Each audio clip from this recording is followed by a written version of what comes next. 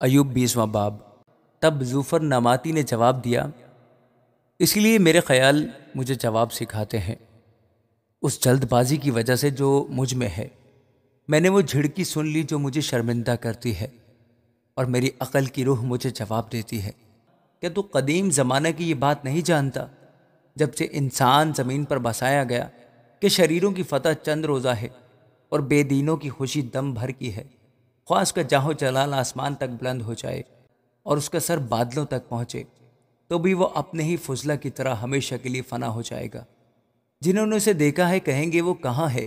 وہ خواب کی طرح اڑ جائے گا اور پھر نہ ملے گا، بلکہ وہ رات کی رویا کی طرح دور کر دیا جائے گا۔ جس آنکھ نے اسے دیکھا وہ اسے پھر نہ دیکھے گی، نہ اس کا مکان اسے پھر کبھی دیکھے گا۔ اس کی اولاد غریبوں کی خوشامد کرے گی، اور اسی کے ہاتھ اس کی دولت کو واپس دیں گے۔ اس کی ہڈیاں اس کی جوانی سے پر ہیں، پر وہ اس کے ساتھ خاک میں مل جائے گی۔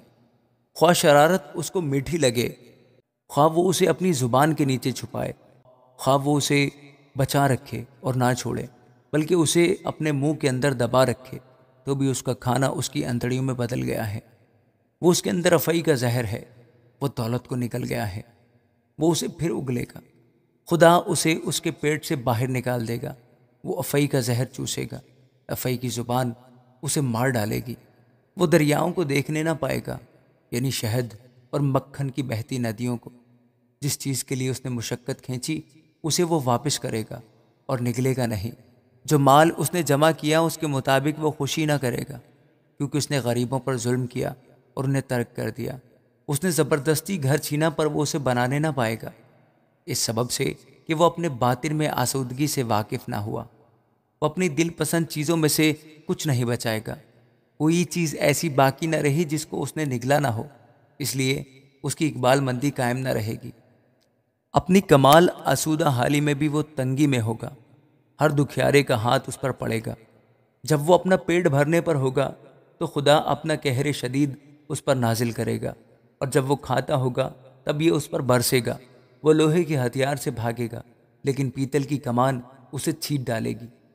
وہ تیر نکالے گا اور وہ اس کے جسم سے باہر آئے گا، اس کی چمکتی نوک اس کے پتے سے نکلے گی۔ دہشت اس پر چھائی ہوئی ہے، ساری تاریکی اس کے خزانوں کے لیے رکھی ہوئی ہے۔ وہ آگ جو کسی انسان کی سلگائی ہوئی نہیں، اسے کھا جائے گی۔ وہ اسے جو اس کے ڈیرے میں بچا ہوا ہوگا بھسم کر دے گی۔ آسمان اس کی بدی کو ظاہر کر دے گا، اور زمین اس کے خلاف کھڑی ہو جائے گی۔ اس کے گھر کی بڑھتی جاتی رہے گی، خدا کے غضب کے دن اس کا مال جاتا رہے گا۔ خدا کی طرف سے شریر آدمی کا حصہ اس کے لیے خدا کی مقرر کی ہوئی میراث یہی ہے۔ آمین۔